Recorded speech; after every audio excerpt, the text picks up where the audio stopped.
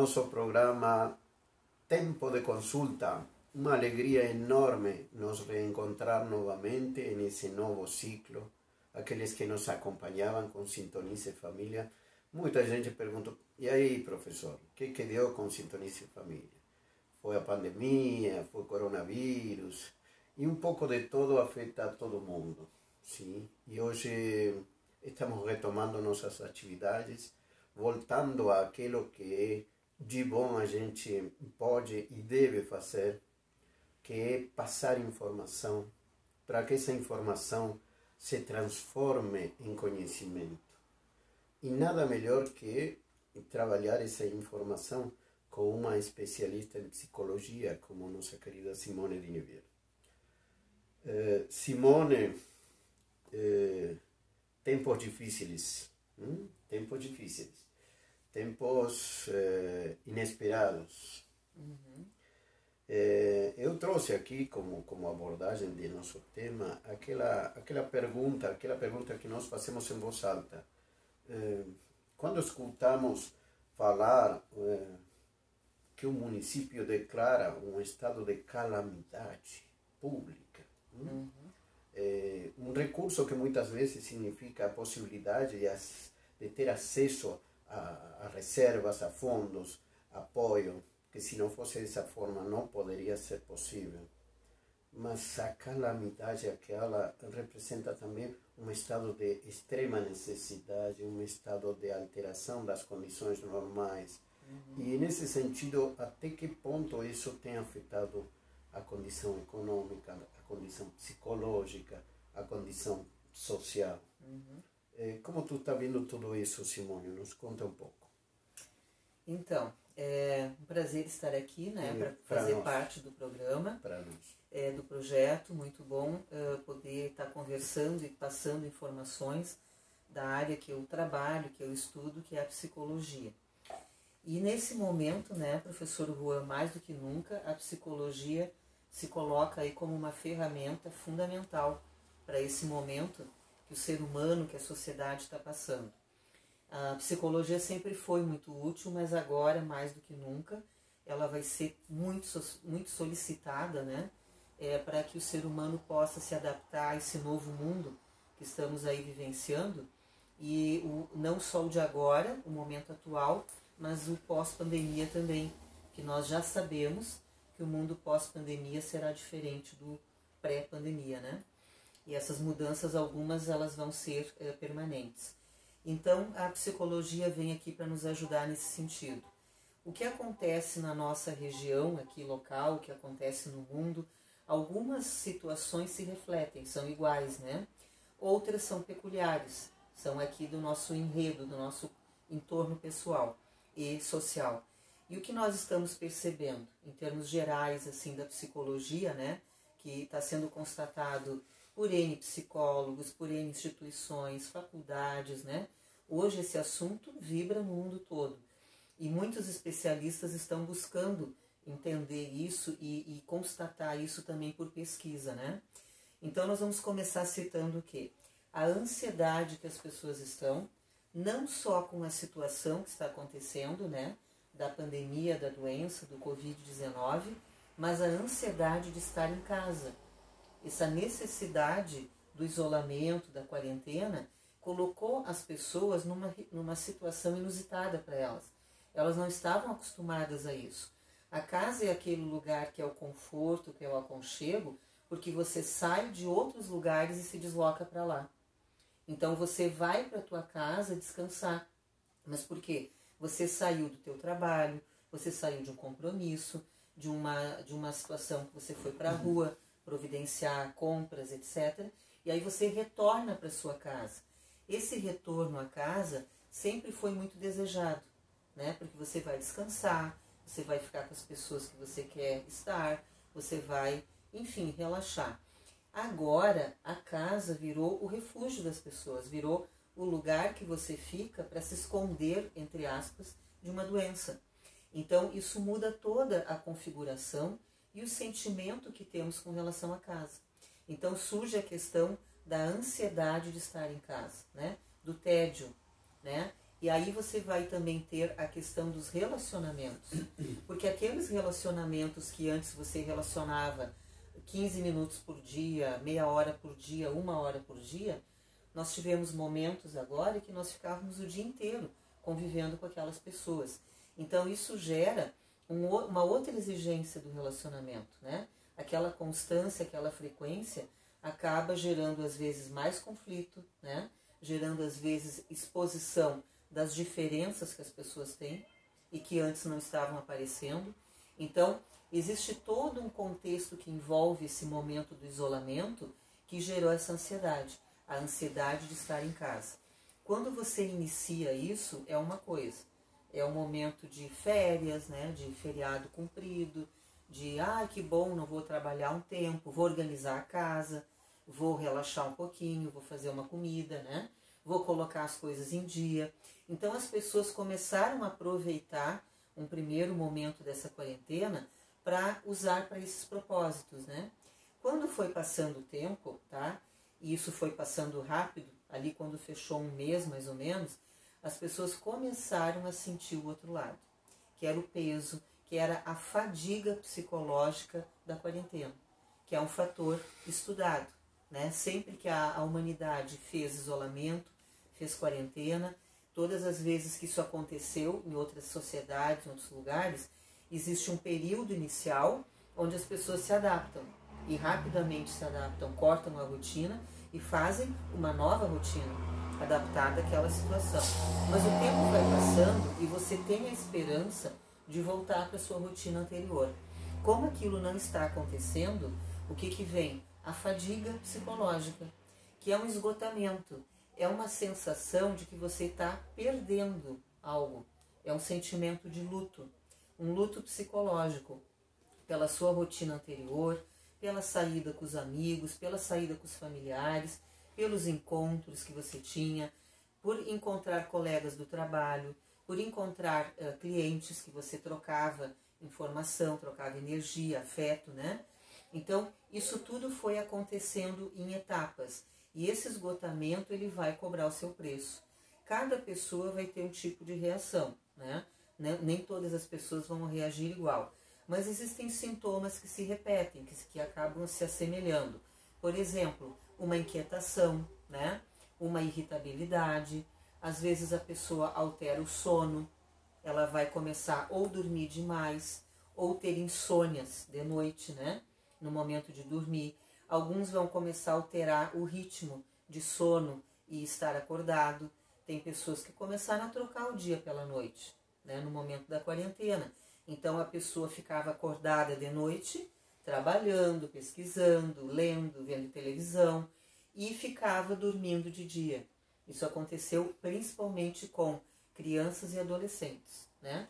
Mas pode acontecer com adulto também. Então, esses sintomas, eles são peculiares de cada pessoa, mas você encontra uma incidência muito grande nesse momento de pandemia. Então, são características que vêm desse sinal do esgotamento que as pessoas começaram a passar. E agora que já estamos fechando em torno de 3 meses, se eu não me engano, né? Nesse período aí, o esgotamento está aumentando, né? Simone é assim, ela se empolga, ela vai e é uma aula, e é maravilhoso. Mas aí eu pergunto, como nossa audiência pode fazer a pergunta. Simone, temos os 10, o desemprego, a desmotivação, sim? E aquilo está conformando um quadro referencial agravante, sim? E de pronto se usam as máscaras e caem outras máscaras.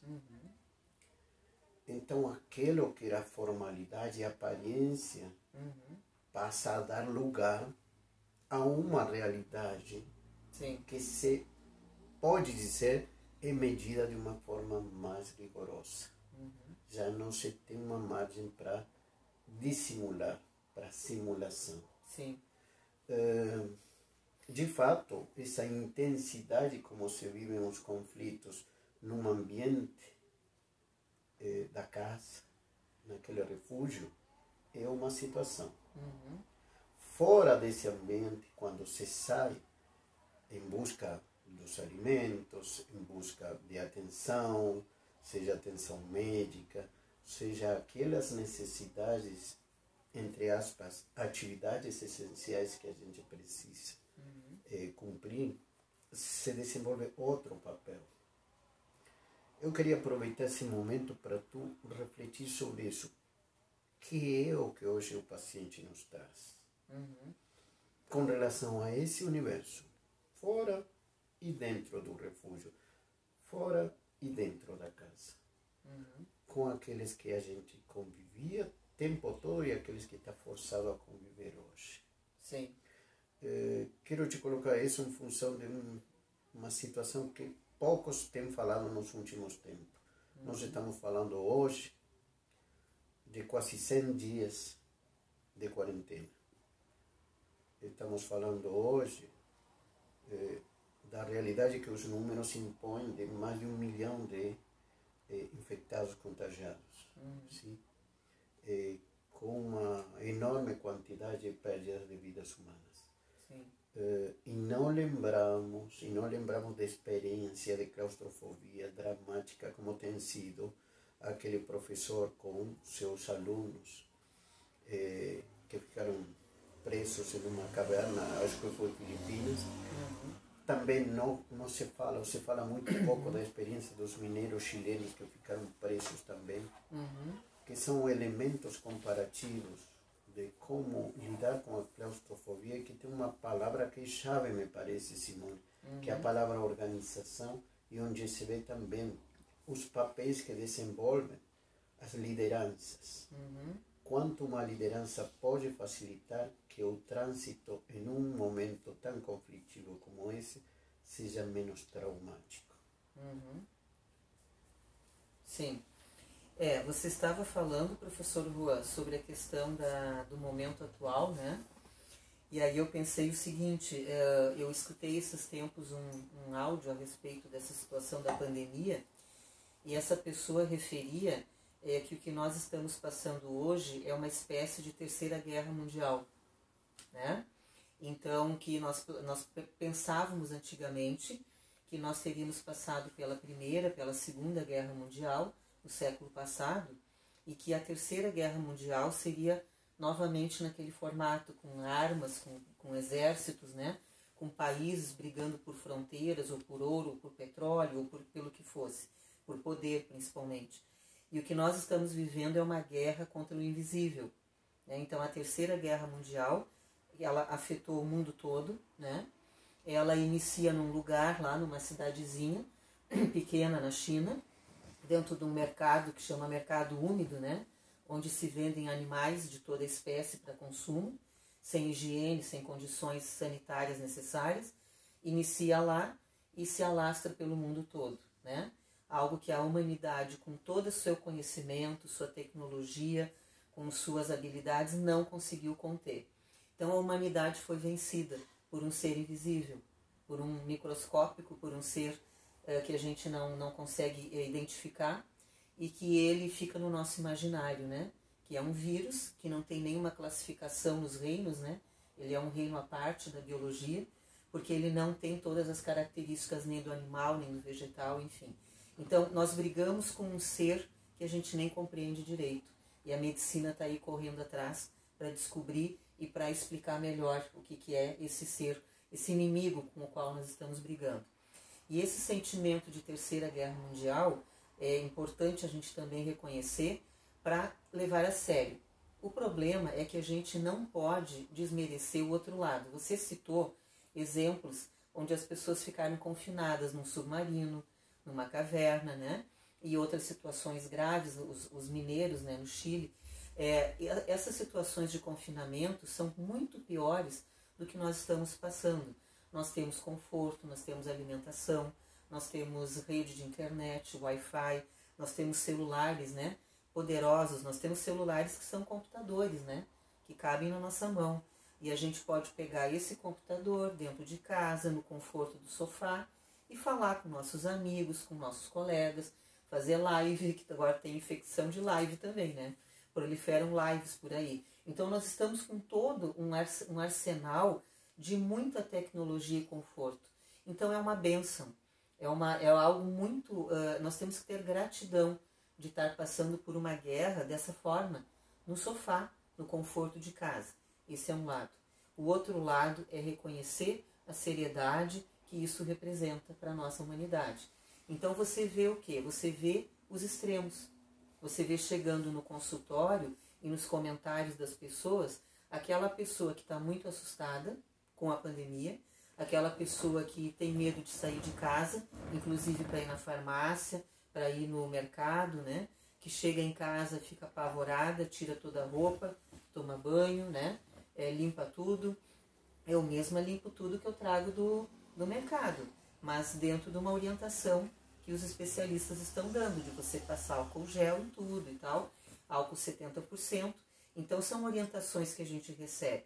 O quanto você consegue cumprir essas orientações e ser prevenido e não se afetar internamente.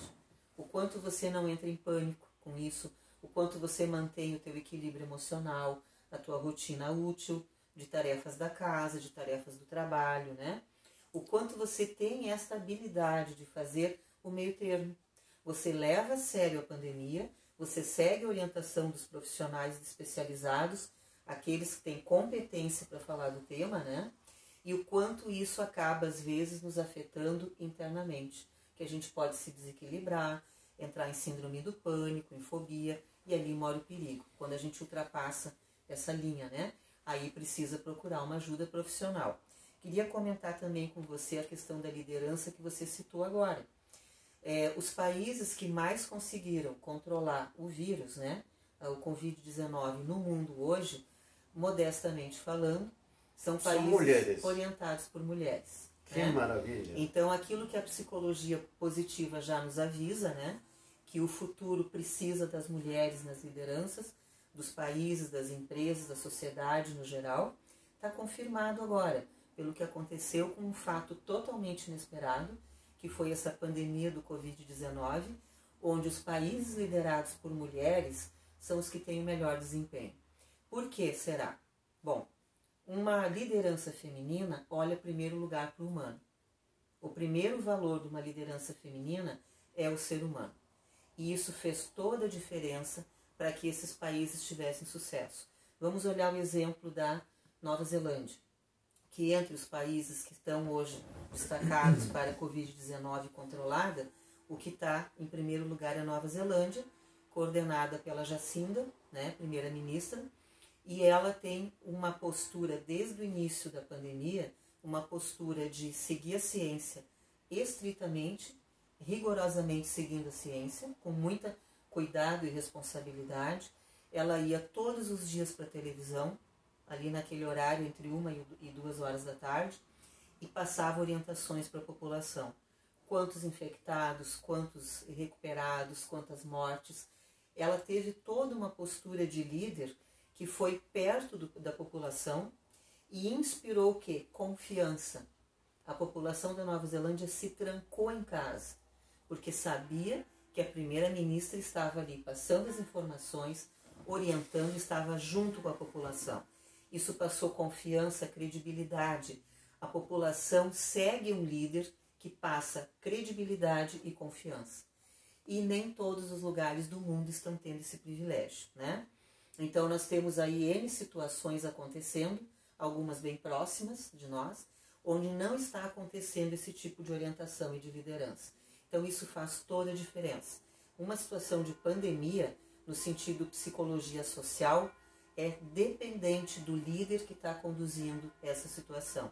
Seja o líder mais próximo, o líder mais chegado a nós, ou seja o líder mais afastado, o líder mais geral. Então é fundamental, professor Juan, a orientação da liderança e a credibilidade que essa liderança passa para a população. É isso aí, é isso aí. Bem.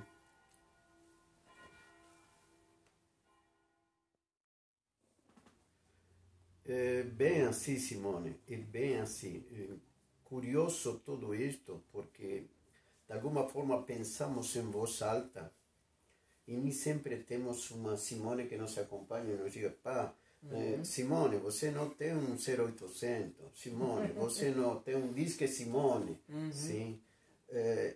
E as pessoas devem pensar, professor, como está se rindo e estamos falando algo sério, porque realmente a gente tem que pensar que nessas horas um país de uma cultura maravilhosa, caracterizado pela tragicomédia como é a Itália, sim, sofreu tanto e viveu tanto isso, e nós que estamos dentro de uma cultura influenciada muito pela cultura italiana, aqui em Gramado, sim? Tanto cultura alemã quanto cultura italiana. A gente percebe que aquilo tem sido algo que chegou a gente, e a gente sentiu esse sofrimento, a gente sentiu como uma parte da gente ferida. Então, devemos ser sensatos, devemos ser cuidadosos, porque estamos falando de vidas, estamos falando de esperanças, e de tudo isso a gente precisa entender também aquilo que acontece no dia a dia, porque uma coisa é você se preparar, já dito por você. Sun Tzu, na Arte da Guerra, diz que a primeira coisa para você enfrentar uma guerra é identificar quem é seu inimigo. E quando você não identifica o inimigo, e vou citar aqui uma situação muito concreta, faz horas que um primeiro-ministro, acho que foi da Austrália, denunciou um ataque cibernético massivo provocado por um Estado que afeta e que tem afetado esse ataque as atividades essenciais e chaves para a vida e atividade nessa sociedade. Estamos falando de um primeiro-ministro, uma autoridade, falando de um ataque de um Estado. E quando se perguntou quais são os países potenciais que poderiam estar em condições de gerar um ataque cibernético massivo, eu estou transferindo e estou comunicando o que foi dito em meios de comunicação da Espanha, da Argentina, e aqui não consegui ouvir ainda. Citaram um exemplo de países que estão preparados: Rússia, China, Irã, Coreia do Norte. Curiosamente, todos eles estão alinhados politicamente dentro de uma linha. Mas isso representa também algo que confirma o que você acaba de dizer. Estamos lutando contra um inimigo invisível. Simone, é uma luta, primeiro, individual e coletiva. E como se organizar? Porque eu acho que a palavra-chave é a organização. Sim. Verdade, professor Rua. E esse inimigo, né, não se combate com armas, né, como sempre se pensou.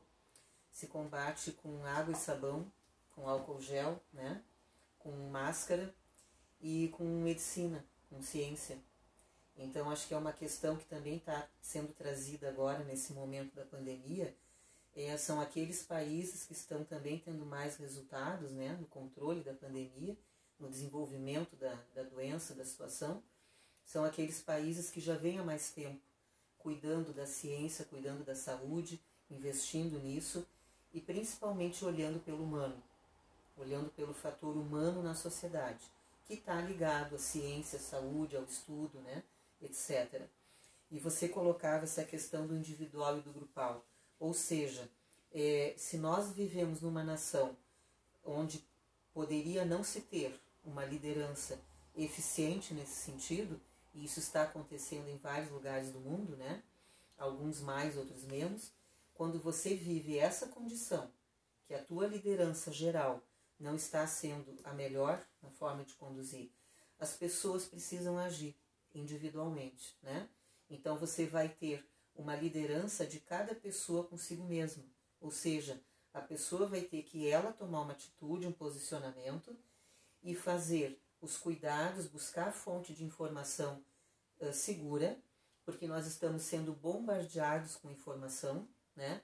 E tem algumas que não são sérias, não são confiáveis. Existe uma indicação de um isolamento informacional. O isolamento informacional de informação. O que é esse isolamento? Não é deixar de ter informação. É que além de você se isolar na sua casa, você tenha um filtro, um critério com o tipo de informação que você vai buscar. Então você não vai ficar 24 horas com a televisão ligada em canais de notícia, porque você vai se intoxicar com aquelas informações. O canal de notícia está fazendo o seu papel. Muitos ali que estão sendo verdadeiros, né? Vamos considerar que a mídia possa ser verdadeira, porque nem sempre ela é. Mas considerando que ela fosse verdadeira e que ela está trazendo dados verdadeiros, ela está cumprindo o seu papel. O problema é esconder a informação, né? A questão é que eu não preciso ficar 24 horas ligada no canal que está passando a informação, seja ele qual for, o canal que eu escolher de confiança da minha pessoa. Então, eu vou lá, me informo, vejo o que está acontecendo, quais são os dados, quais são as orientações, e depois vou fazer outra coisa. Porque se eu ficar muito tempo ligado num canal de informação, por mais que a informação seja verdadeira e séria, eu vou me intoxicar. Porque eles estão passando aquilo no sistema plantão, né? De emergência, o tempo todo trazendo o que está acontecendo, quantos óbitos, quantos contaminados, etc. Então nós temos hoje no país isso acontecendo em dois sentidos. No sentido da política e no sentido da doença, da Covid. E ambos são notícias, na maioria, ruins, né? Então nós vamos nos intoxicar com isso. Então a gente vai, busca informação e depois sai fora. Então é um certo isolamento informacional. É uma proteção, é um critério. Por quê? Porque o cuidado da saúde mental é diário. A gente cuida da saúde mental todos os dias. Quando a gente acorda, se a gente está de mau humor, o que eu vou fazer com o meu mau humor? Né? E primeiro perguntar, qual a causa desse mau humor? Por que eu estou de mau humor? Por que eu estou irritado? Por que eu estou com medo? Eu acordei com medo. Por quê? Identificar a causa desse medo. Será um medo que a minha empresa não está indo bem, que o meu negócio não vai voltar semana que vem, que eu estava planejando que voltaria semana que vem, não é possível que ele volte, porque a bandeira que era amarela, né, exemplo Gramado, aqui a nossa região, a bandeira que era amarela virou vermelha de uma hora para outra. E eu tinha planos, eu planejei coisas pessoais, coisas profissionais, isso me gerou medo, isso me gerou ansiedade, então eu preciso identificar o meu sentimento, olhar para isso e me perguntar qual é a causa dele, o que está por trás disso, e tomar uma atitude, né? Porque para tudo tem uma solução. Então eu mesma posso já começar a trabalhar o meu equilíbrio emocional. O que eu faço para melhorar? Ficar na cama até o meio-dia não vai resolver, né? Vai piorar com certeza. Então eu saio da cama, enfrento aquele medo, aquela ansiedade, o que for, e vou me ocupar com coisas do meu dia, com coisas úteis, seja na minha casa, seja para o meu trabalho. Posso ir assistir alguma live, que tem tantas, né? Ou algum vídeo maravilhoso como esse que estamos fazendo. Enfim, a pessoa busca informação que vai ajudar ela. É uma boa forma. Fazer um exercício físico, né? Aqui nós temos umas dicas da OMS. Simone, antes de tu ir para a dica, que essas dicas merecem um momento especial. Isso. Porque essas dicas importam e muito. Mas sobretudo importam porque afetam da mesma maneira, a todos por igual. Uhum. Mas antes de tu passar para as dicas, eu queria reforçar aquilo que tu estava colocando e escutar tua opinião. Nós temos uma situação aqui, que lutamos contra a doença e temos um furo na atividade econômica. Salvamos vidas, mas morrem empresas, morrem postos de trabalho. Existe uma descompensação. essa condição hemodinâmica de ter ar quando nós precisamos e de ter atividade está descompensada. Porque o medo aparece, porque a incerteza aparece, porque aquilo que se tinha pode não se ter mais. As sociedades que têm menos desigualdades conseguem sair de uma forma mais leve e com um custo menor. Sim. Não é o caso da sociedade nossa, de profunda desigualdade. Simone, eu quero pensar esse momento e refletir profundamente para retomar com aquelas dicas que tu colocou, mas antes eu gostaria que tu coloque esse momento da condição econômica. Pode ser? Pode, claro. Entramos aí na questão social, né? Principalmente, porque a questão social ela vai interferir em todos os setores e ela fica, para o plano individual, ela fica limitada. Nós vamos precisar daí do quê? Do governo, né? De políticas públicas, de situações que fogem ao nosso alcance, tá? Então a saúde mental que eu cuido é a minha, e pode ser, quando eu cuido da minha, eu cuido da dos outros, né? Que se eu tenho uma saúde mental melhor, eu atrapalho menos a vida dos outros, eu incomodo menos as pessoas. E quem sabe eu posso até ajudar, né? Ser um fator, ser uma força presencial positiva para ajudar as pessoas, a esclarecer as pessoas e orientar. Então, aí nós entramos, professor Juan, na área das políticas públicas, que depende do governo, depende de instituições maiores, né, que a gente às vezes não está ligado diretamente. A nossa ação quanto a isso é opinar, né, e na hora de votar também. A ação direta, eu digo agora, em questão do momento da pandemia, nós podemos até nos sentir um tanto impotentes nesse sentido, porque a gente não consegue agir com uma população muito pobre, né? O Brasil é um país de uma desigualdade social muito grande. Então, muitas dicas que a gente está fazendo aqui, que a gente está falando, elas vão ser aplicadas a uma classe social que tem a sua necessidade básica suprida. Teto, né? Ter um teto, ter uma habitação decente, ter uma alimentação básica, digna, ter o mínimo para a sua sobrevivência. Então, nós vamos, as partes de saúde também. Então, nós estamos falando de uma população que pode absorver essas dicas e usar na sua vida. Aquela população que não está tendo isso, ela primeiro precisa resolver o básico, né? Que é comer, que é sobreviver, que é ter sua saúde garantida, sua segurança garantida. Então, isso é um fator que nos deixa um sentimento de impotência, o que também pode nos abalar, psicologicamente falando, né? Aí nós vamos ter que tentar de novo aquele equilíbrio emocional, aquela saúde mental diária, porque também não vai resolver eu ficar abalada com isso. Eu vou ter que pensar a maneira que eu posso ajudar dentro da minha possibilidade. Sempre ajuda muito pequenas ações. Vamos pegar exemplos aqui da nossa região. Existe um movimento atualmente aqui, porque existem aqui também famílias, né, que moram, por exemplo, precariamente, em alguns locais da cidade de Gramado, Canela, São Francisco, Nova Petrópolis, né? E esses lugares agora, chegando o inverno, né, que hoje não está inverno, mas oficialmente estamos no inverno, e essas pessoas estão passando por problemas, né? E aí está sendo feito um movimento de juntar caixas de leite ou de suco, né? Tetra Pak. Um projeto muito lindo. É uma pequena ação. Mas, Simone, eu acho que esse projeto iniciou em Passo Fundo. Sim. Bacana. E conheço aí a Francesca Roldo, acho que que vem trabalhando muito bem com isso, certo?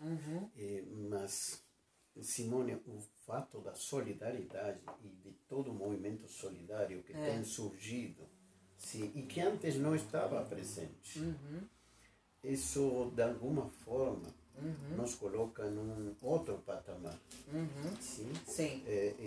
Essa experiência nos faz crescer, evoluir de uma maneira quase que impensada. Então, aquelas pessoas que aparentemente eram insensíveis, de pronto estão se organizando, por isso falava da palavra organização, que para fazer todo um trabalho reparador, um trabalho curador, sim, ele precisa não só de boa vontade, não só de bons espíritos, quanto de organização.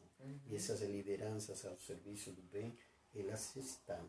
E a gente precisa ser grato e dizer.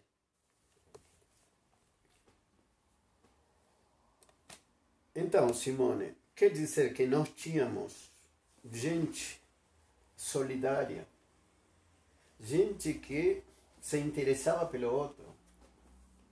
E estava onde? Estava escondida, estava brincando de esconde-esconde. Não levava a sério isso. Era insensível com o outro. Essa experiência de resgatar o lado solidário, esse é um outro lado escondido que a gente tem? Olha, professor Rua, espero que sim, né? Espero que a gente esteja, como sociedade, não só revelando nosso traço solidário, né, empático, mas também desenvolvendo, né? Porque uma coisa é você revelar e outra coisa é você poder desenvolver e aprimorar esse lado. Acho que o brasileiro, como nação, sempre teve uma postura um tanto solidária, né? Acho que é uma característica dos povos mais quentes, mais latinos, né? Acredito que sim. Mas eu acho Por isso sentem a falta do abraço. Muito, com certeza, do contato, do convívio. O ser humano é um ser relacional, né? É um ser gregário. O ser humano precisa dos grupos, né? Nós somos um bicho, um animal humano gregário, né? E não aquele que se isola, né? Como tem outros animais. Então nós precisamos essa convivência, essa troca, inclusive para a nossa sanidade mental, né? Então, é uma questão temporária. Nós estamos passando por um momento, temporário, de isolamento, de afastamento físico, energético, de todas as maneiras, mas principalmente em função dessas orientações. E o que passa é que essas situações da sociedade que a gente vive desigual expuseram essa mazela da sociedade, né? Mostraram, veio à tona essa desigualdade. E aí muitas pessoas solidárias, empáticas, que já eram antes, mas talvez não estavam encontrando oportunidade para exercer. Então passaram a ter, nesse momento, oportunidades de fazer isso. Então nós temos aí exemplos, né? Eu citei antes as caixinhas de leite e de suco, que você recorta, né? Tetra Pak, e elas têm aquele alumínio que isola o calor. Então tá um grupo de costureiras aqui da região se organizando para fazer essas placas, né, de caixas para colocar em casas que tem frestas, que tem furos, que não tem um bom isolamento térmico, né, principalmente agora para o nosso inverno. E tem um site, uma página que foi criada na internet, o Mural Solidário. Esse Mural Solidário é uma organização de várias pessoas aqui da região, onde tem iniciativas lá. Então tem pessoas oferecendo um fogão, uma cama, uma alimentação. Tem pessoas pedindo um fogão, uma cama, alimentação, ou para si ou para alguém, né? Às vezes é outra pessoa que precisa e você está sabendo. Então a população, ela acaba se organizando, né? Quando não existem políticas públicas que estão cumprindo totalmente essa necessidade, então a população tenta fechar esses buracos, dando essas respostas brechas espontâneas. Isso, então a sociedade tem essa iniciativa. Isso é muito bonito de ver, elogiável, né? A sociedade brasileira está fazendo isso, em muitos lugares a gente vê as notícias. A questão da fake news que você falou é outro assunto que a gente tem que levar muito a sério. Nós temos hoje no Brasil um problema grave com a parte da fake news, né? É muito preocupante. E o que de novo nós vamos ter que fazer? Enquanto não existir uma política quanto a isso, ou uma lei principalmente quanto a isso, que puna pessoas ou instituições ou mídias que divulgam fake news, algumas muito perigosas, por exemplo, essas justamente sobre a pandemia, eu vi pessoas conhecidas da minha rede social publicando notícias muito graves sobre fake news nesse sentido da pandemia. Inclusive notícias dizendo que havia um teatro montado com hospitais que na verdade estavam vazios e que as pessoas estavam fazendo um teatro, fingindo que estavam ocupados, né? Então eu vi pessoas conhecidas fazendo isso. Inclusive eu fui lá e alertei a pessoa e desfiz amizade na rede social, porque eu não quero conviver com pessoas que façam esse desserviço, né, na sociedade. Achei muito grave e acho que isso tem que ser, na minha opinião, dependendo do caso, tem que ser punido, na minha opinião, né? Que tenha lei que você possa lá e denunciar aquela pessoa. Está acontecendo isso, é uma pessoa que está desinformando, e quando você passa uma notícia dessas, alguém pode acreditar em você.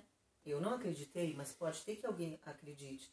Essa pessoa que acredita, ela pode fazer o que você está mandando e não seguir as orientações da ciência. Essa pessoa pode adoecer.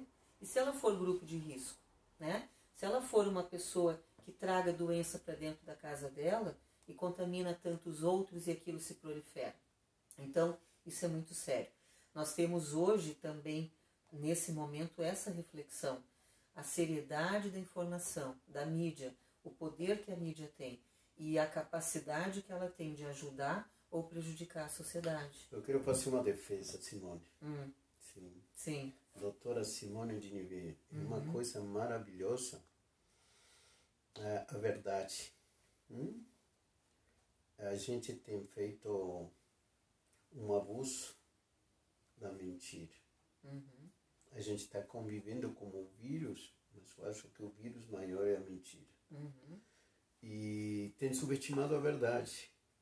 E nesse sentido, entender, saber e não fazer nada, sabendo que se tem uma usina de informação mentirosa dentro do próprio espaço governamental, não fala bem de nossa conduta como população e como sociedade.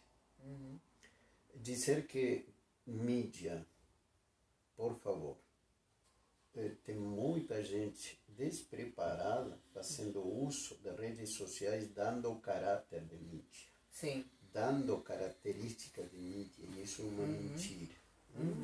Então, uma coisa é você ter liberdade de expressão. Sim. E outra você fazer apologia da desinformação. A gente precisa passar a um verbo muito importante, que é o verbo cuidar. Precisamos cuidar dos cuidadores. E nesse sentido, quero colocar dois fatos muito simples, que a gente já sabe, que conhece, mas está ficando de braços cruzados. Um fato contraditório. Numa cidade como Rio de Janeiro, tem duas equipes de futebol jogando futebol por interesses comerciais de por meio, no mesmo espaço onde se tem um hospital de campanha instalado. Onde as vidas estão em jogo, não uma bola de futebol. Uma contradição que fala do descuido. Eu posso dizer que nesses últimos tempos de pandemia, a gente, assim como tem muita informação errada, a gente recebe mensagens muito bonitas. Sim. Um dos mensagens muito bonitos que eu recebi fala da experiência de um aluno de antropologia perguntando para sua professora qual era o primeiro signo de civilização. E ela diz, depois de pensar um tempo e refletir, que o momento que se pode considerar o símbolo, o signo da civilização, foi quando, muitos anos atrás, nos primórdios da civilização, se encontrou o primeiro fêmur cicatrizado. E o primeiro fêmur cicatrizado que representava que alguém com o fêmur fraturado teve alguém que se ocupou de cuidar dele. Teve alguém que cuidou até isso cicatrizar e reparar. Isso nos fala de um tempo que ultimamente estava muito mais longe da civilização e hoje retoma um outro caminho. Por isso, as dicas que você tem para nos passar tem um valor muito maior, mas sumamente valioso nessas horas. Sim. Chegou o tempo da dica, Simone. Isso, muito bom, professor Juan. Eu gosto muito dessa informação, desse dado que você trouxe da professora Margaret Mead, né, antropóloga, onde ela constatou esse cuidado, porque eu acho que combina com o mundo atual, combina com o que nós estamos passando agora, né, onde a gente tem que ter mais, desenvolver mais esse cuidado e cobrar das pessoas que nos cuidem. Porque as pessoas que deveriam estar nos cuidando como nação, como população, como sociedade, aparentemente não estão nos cuidando muito bem. Então a gente tem que ter esse papel também de cobrar isso, né?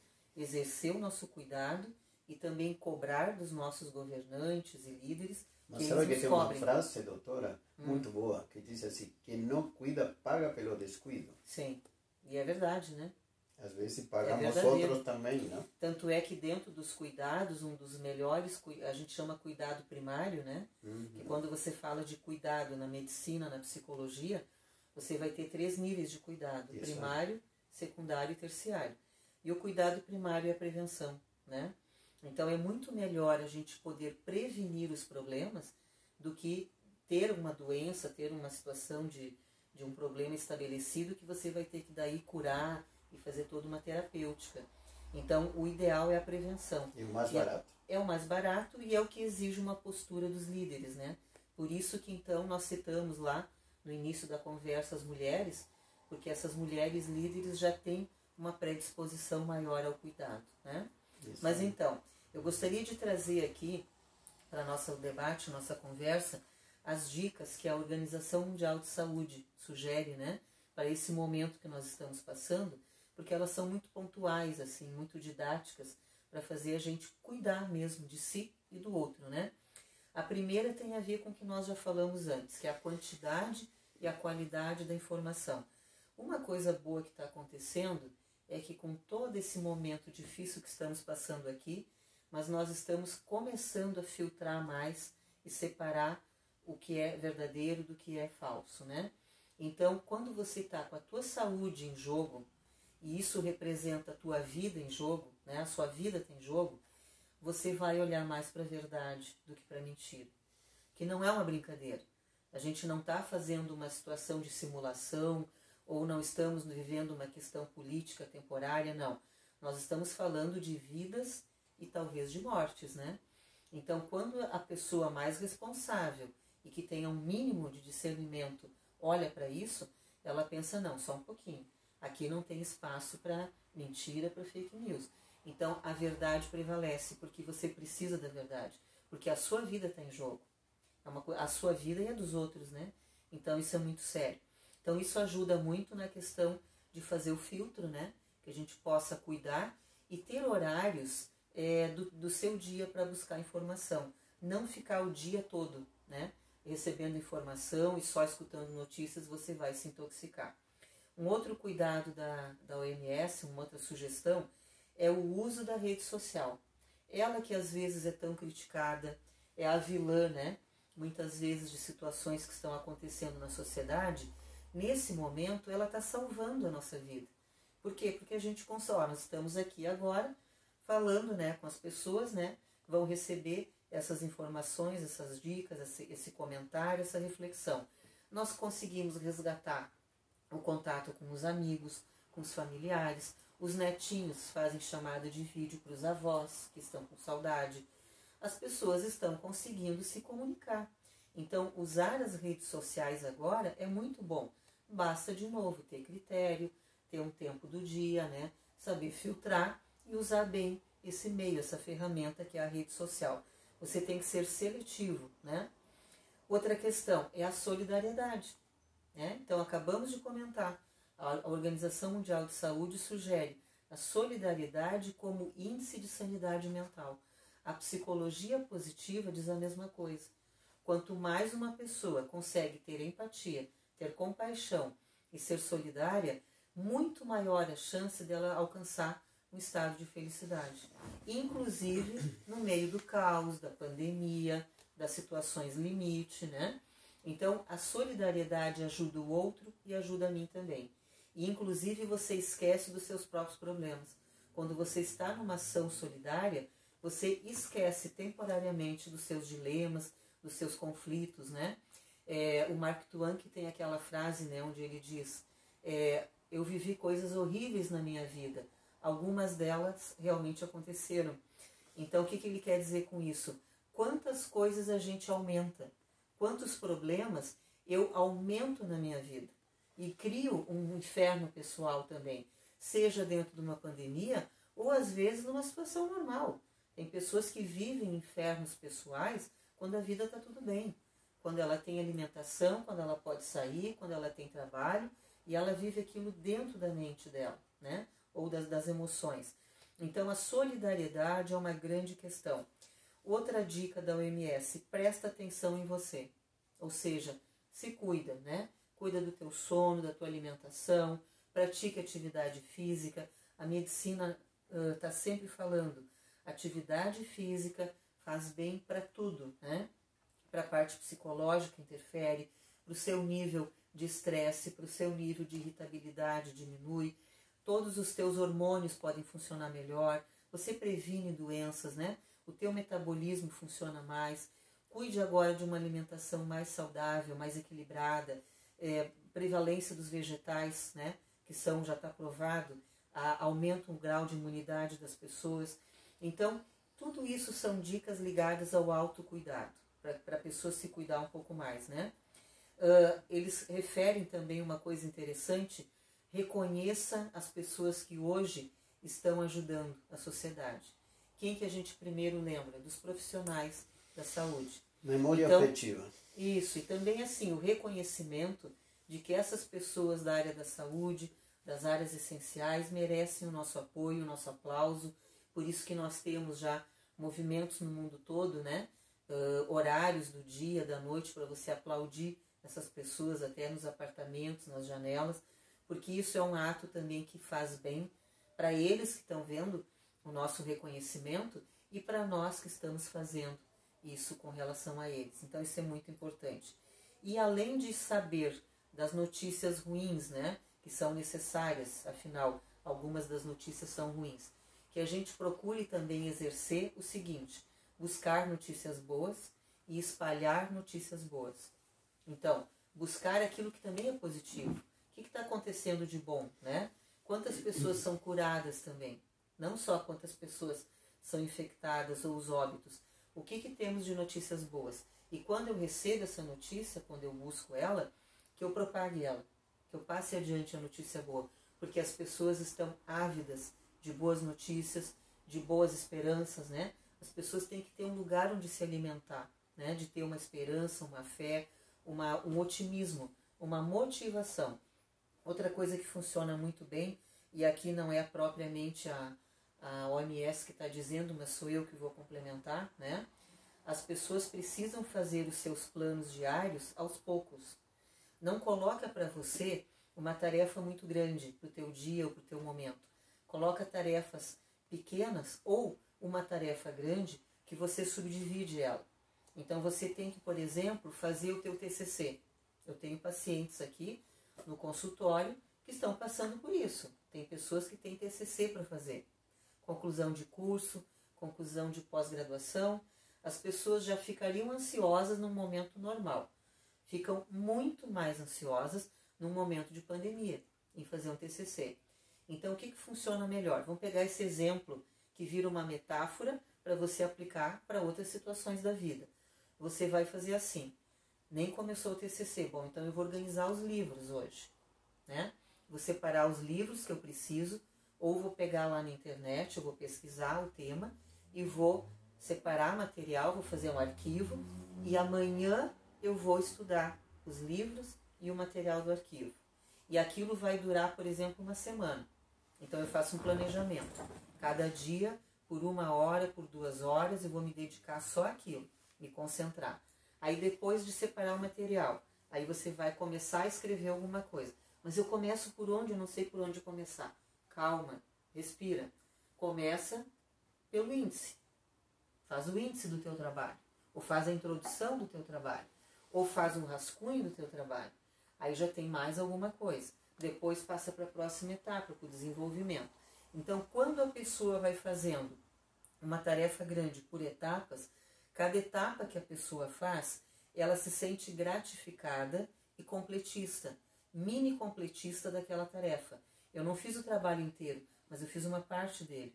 Então eu fico aliviada e isso melhora inclusive a minha autoestima. Porque eu sei que eu estou no caminho, eu estou realizando alguma coisa. Então ela fica bem com aquilo e ela tem motivação e ânimo para o dia seguinte fazer a segunda etapa. Aí no terceiro dia ela faz a terceira etapa, entende?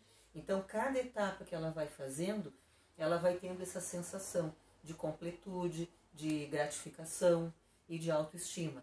E isso ela consegue ir levando aos poucos. Então é um antídoto para você não paralisar, porque às vezes uma tarefa grande, ela te paralisa, ela te congela e você não consegue sair do lugar pensando que tem que fazer tudo. E não se dá conta que pode fazer aquele tudo em pequenas partes, né? Então é uma maneira de destravar o processo. E atualmente, só para ir concluindo, atualmente o que acontece é que isso pode fazer assim, ó, para o teu dia a dia. Para tomar banho, para fazer a comida, o almoço, para lavar a louça, para arrumar a casa. Tem gente que está congelando com isso. Então você vai fazer a mesma coisa. Nossa, eu tenho que arrumar todo aquele armário ali. Está todo bagunçado. Tu olha para o armário inteiro. Não tenho vontade, não tenho ânimo, não tenho condição. Então não tem problema. Pega aquela parte lá. A primeira parte do teu armário, você vai arrumar hoje, né? Eu tenho uma paciente que tem que pintar o armário. Ela começou a pintar e não terminou. Aí já estragou a primeira tinta, já teve que comprar outra, né? Porque seca, né? Com o tempo. O que eu faço com aquele armário? Todo mundo cobrando. Tu não vai pintar o armário? Tu começou, termina o armário? Deu um bloqueio na pessoa. O que ela faz? Cada dia ela pega uma porta do armário, agora vai a gaveta, agora vai... E tá dando certo. Daqui a uma semana ou duas o armário está pronto. Me passa qual é a dica com o quarto de adolescente. Certo? Aí é complicado. Adolescente já... Aí é um outro assunto. Aí tem que juntar o assunto da pandemia com o tema da adolescência. Aí vai para um lado mais complexo. Simone, sabe que nós conversaríamos 2 horas, 3. Se tivéssemos um chá aqui, uma comida vegana, continuávamos. Se for vegana, vai longe. E aí vai. E a gente, infelizmente, tem que concluir numa hora, mas o que foi colocado aqui foi maravilhoso. Uhum. Por quê? Porque, de alguma forma, a gente tinha saudade dessa audiência. Sim, verdade. Sim? E a gente observa quanto importante é o que se possa dizer de bom para enfrentar algo. Sim. E queria colocar alguma coisa aqui que tenha visto de seriedade. Nem sempre o professor Juan pode ser o que a Simone de Nivet é. Mas eu lembrava de uma expressão que diz que o que nos faz sentir plenamente vivos é ser útil a alguém. Sim. E tu colocou isso, Simone. Sim, de alguma forma, bem de encontro com aquilo que minha filha, que está no frente de combate lá no hospital em Miami, ela dizia: pai, eu todos os dias vou para um frente de combate. E eu preciso estar espiritual, anímica e clinicamente bem. Por quê? Porque essa é a imunidade que vai me proteger. Se a gente transferir isso para todos nós, cada um de nós livra uma batalha todos os dias. Então, quando falamos de um novo normal, Simone, sim, na verdade, e tu vai confirmar, porque as palavras finais do programa vão ser para ti. Nós estamos vivendo um novo normal, ou esse normal já fazia tempo que não era normal, e esse processo só acelerou essas mudanças. Sim?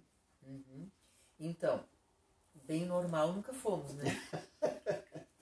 Se for muito normal, desconfia, né? Sim. E também tem aquela questão, a pessoa que for muito normal, ela não é uma pessoa tão interessante, né? Sim. Então, acho que existem as nossas questões, né, no plano individual. as nossas dificuldades, nossas idiosincrasias, né, pessoais, que nos tornam quem nós somos, né, com qualidades e defeitos, enfim. Mas esse novo normal, o que pega mais é a incógnita, porque o ser humano é um ser controlador.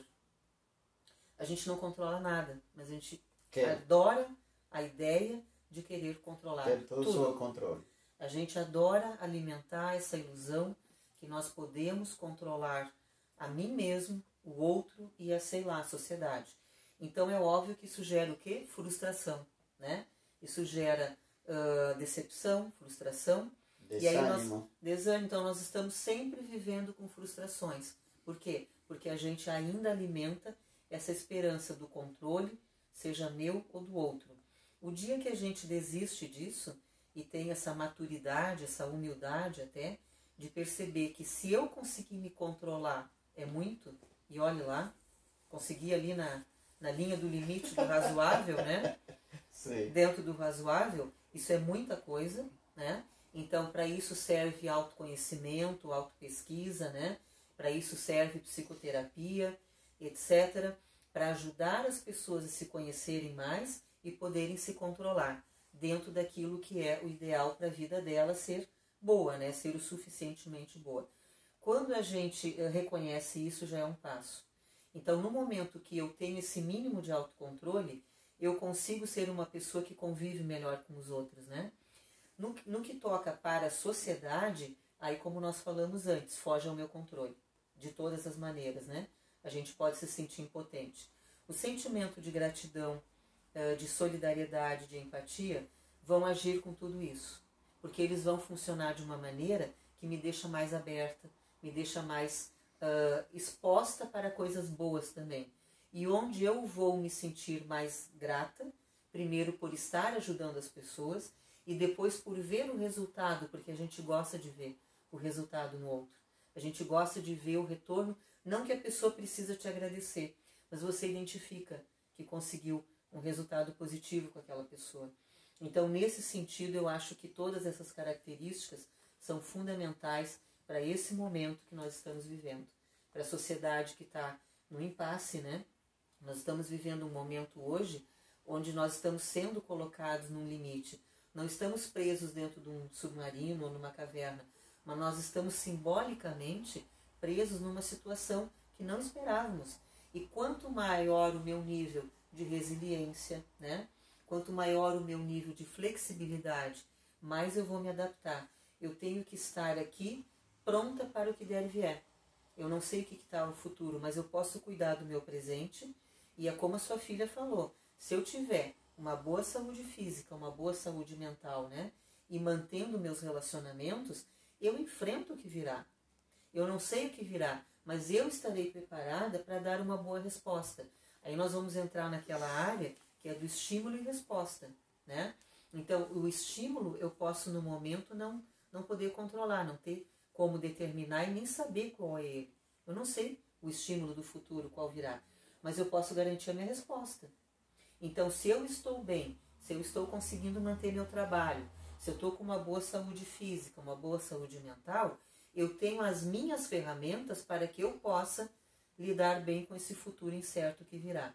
Porque, na verdade, né, professor Juan, a gente nunca soube do futuro. A gente, fora da pandemia, não tinha tanta certeza assim do futuro. Nós fazíamos planos que tinham que trocar o tempo todo, não era? É verdade. Quantos planos a gente fez e depois a gente teve que trocar? Quantas coisas a gente imaginou que não aconteceram? Quantos projetos que a gente elaborou e ou não aconteceram ou a gente teve que mudar para o plano A, B, C, D ou E, né? Ou fazer uma boa mudança nele. Então essa capacidade de adaptação, de adaptabilidade, que a gente chama na psicologia de tolerância à frustração também, ela é uma das mais importantes para o ser humano conseguir dar conta do recado, conseguir responder e conseguir ser feliz no final. A capacidade de adaptação, tolerância à frustração e resiliência, né? Eles são irmãos, né? Esses fatores andam juntos.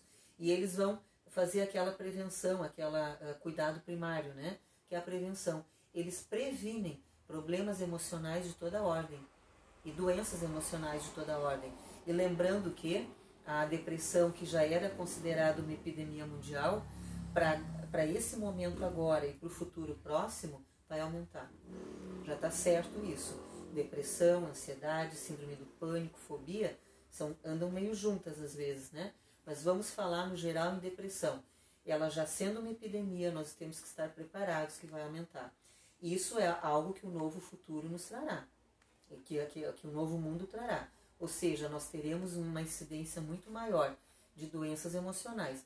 Por outro lado, teremos, espero eu, né, uma mídia mais verdadeira, né, uma sociedade mais unida, mais consciente, que prevaleça na verdade, né, que procure valorizar e cobrar dos seus governantes a saúde, a educação, a ciência, o cuidado com o ser humano. Porque a sociedade e a economia a economia tem que servir o ser humano e não o contrário. Uma economia verdadeira e que funciona bem e que foi testada agora na pandemia é aquela economia que existe para o ser humano e não uma sociedade onde o ser humano existe como um número, como um índice para a economia. A real da economia está ao serviço isso. do ser humano. O fundamento dela é para isso, né? Tanto é que a palavra economia vem de gerir a casa. Isso aí. E quando você gere a casa, você está falando do ser humano, né? Então, a essência da palavra economia já diz isso. Ela existe para isso, para nos ajudar, né? E não o contrário. Então, são questões também positivas que vêm. Nós devemos estar otimistas com o novo mundo, né? Nós teremos coisas boas que também virão com essa nova sociedade, com o futuro. E nós temos que nos basear nelas para também dar conta daquilo que será negativo. Então eu uso o que é positivo para contrabalançar o que será negativo, que também, no caso, vai acontecer, né? Então é o equilíbrio, nesse sentido, né? Acho que é por aí, professor. Isso aí, minha querida Simone. Realmente tem sido um enorme prazer falar com a Simone nesse nosso primeiro programa desse novo processo, desse novo momento do tempo de consulta. Simone Genevieve, muito obrigado. Gratidão pela tua presença. Muito obrigada, professor Juan. Um prazer participar desse projeto, né? Muito bacana essa iniciativa que vai ajudar a nossa comunidade, vai levar informação, vai levar esclarecimento e fazer esse cuidado também, que a gente falou antes, né?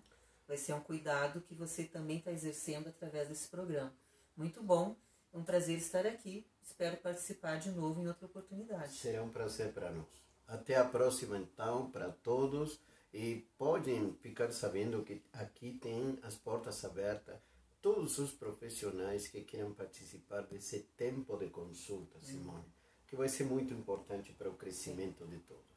Um abraço e até a próxima.